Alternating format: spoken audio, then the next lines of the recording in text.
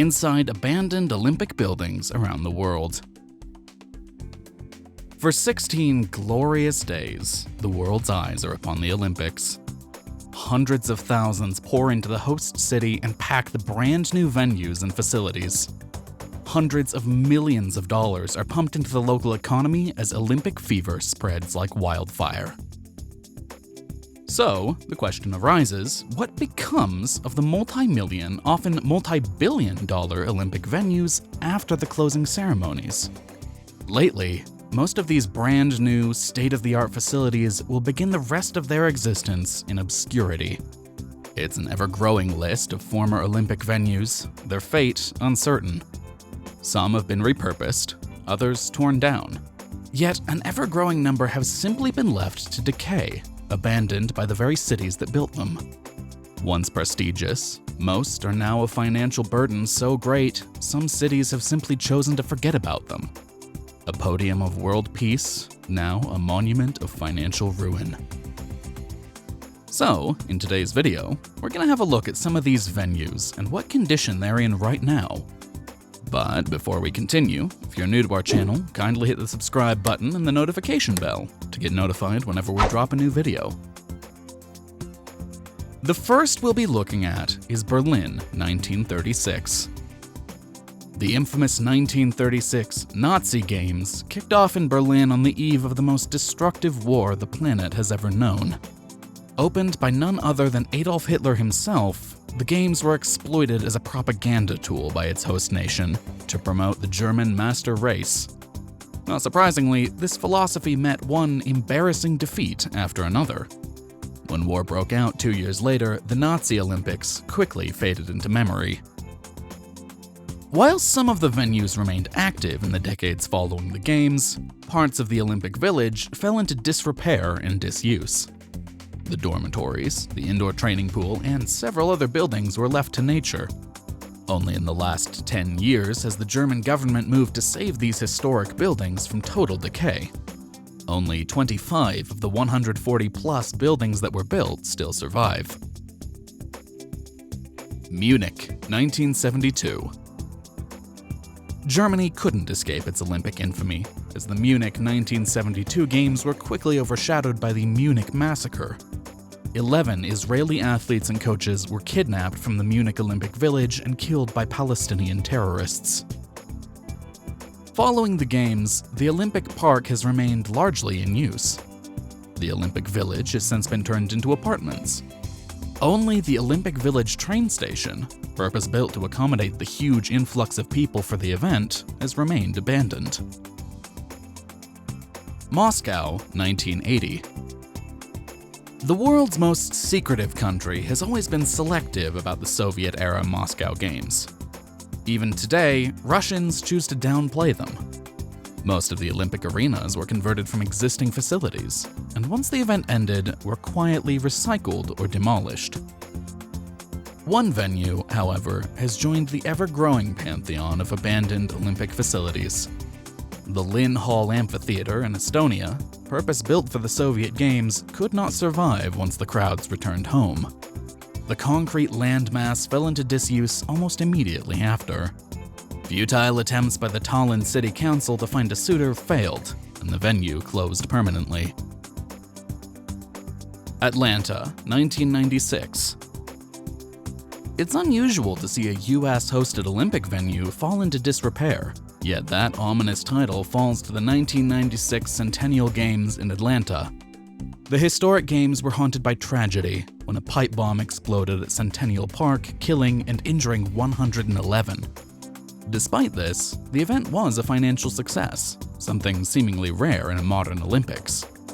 Nearly all of the venues were recycled and enjoyed long careers in the decades that followed. Despite Atlanta's efforts, some of the venues have since fallen into neglect. When Olympic Stadium was converted into Turner Field, the Olympic torch was moved to its current location next to a freeway, where it's been all but forgotten. The Stone Mountain Tennis Complex, built for the Games, achieved its abandonment title in 2007. All 16 courts are slowly falling down. Athens, 2004.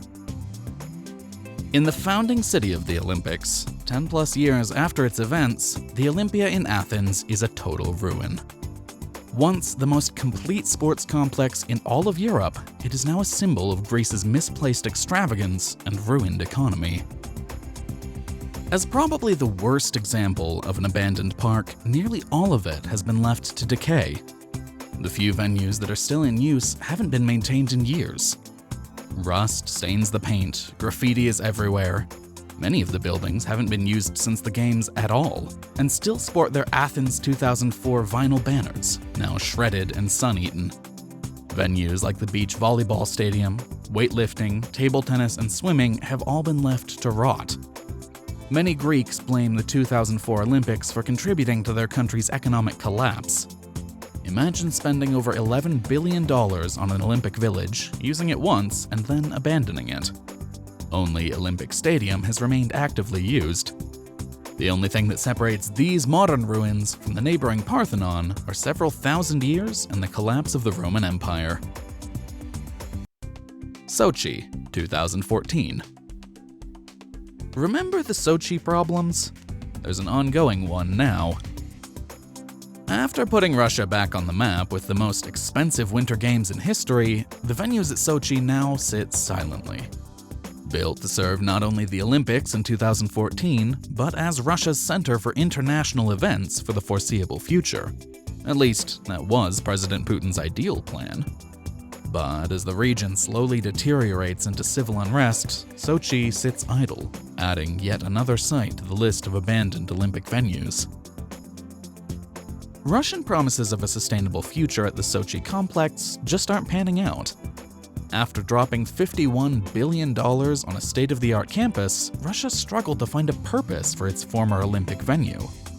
Some have dubbed it the Museum of Corruption, since Russia hasn't recovered the cost of Sochi and won't for the foreseeable future.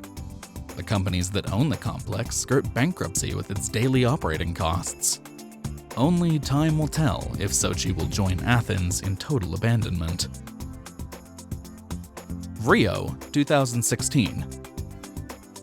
Problems rivaling Sochi in the weeks leading up to the Games, with incomplete buildings and contaminated water, were just the tip of the iceberg. Hell, the Australian team even refused to move into the Olympic Village. Can't forget how the swimming pool turned green either. If these are bad omens for a campus after the Games, then nobody should be surprised that less than a year after the Games, the stadiums joined the ever-growing League of Ruins. Rio's $12 billion price tag has pushed Brazil into civil unrest, now that the country has simply run out of uses and money to deal with the campus and its buildings. Brazil had big plans for the venues, touting them as a campus of recycling and repurposing. Yet, it's come clear that these plans have been put on hold due to lack of funds. Rio's tropical climate has taken its toll on these facilities now that the country has halted maintenance. In less than a year, their condition rivals that of the 2004 Athens Games.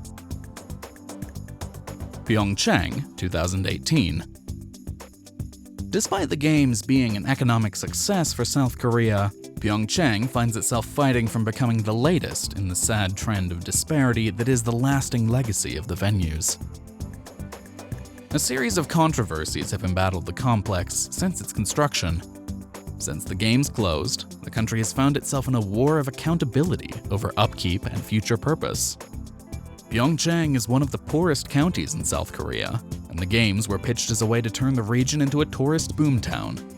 That dream has yet to materialize, and now Pyeongchang finds itself with huge upkeep costs. A legal battle between the county and national government over who should pay for maintenance has plagued the area since the closing ceremonies. It's not uncommon for some venues to be built only as temporary structures, and that seemed to be Korea's only remaining solution. To avoid annual maintenance costs, the Olympic Sliding Center was completely shut down and basically mothballed. The government then tore down the Pyeongchang Olympic Stadium after only 4 uses post-Games, leaving barren earth. This has only fed the controversy fire. To build the facility, originally, the Korean government chose to clear an old-growth, rare wood forest. Now, the decision to raze many of the buildings is leaving barren land as the lasting legacy of Pyeongchang. Thanks for watching. Don't forget to put a like on the video and share your opinion in the comment box. Is the Olympic tournament really worth it?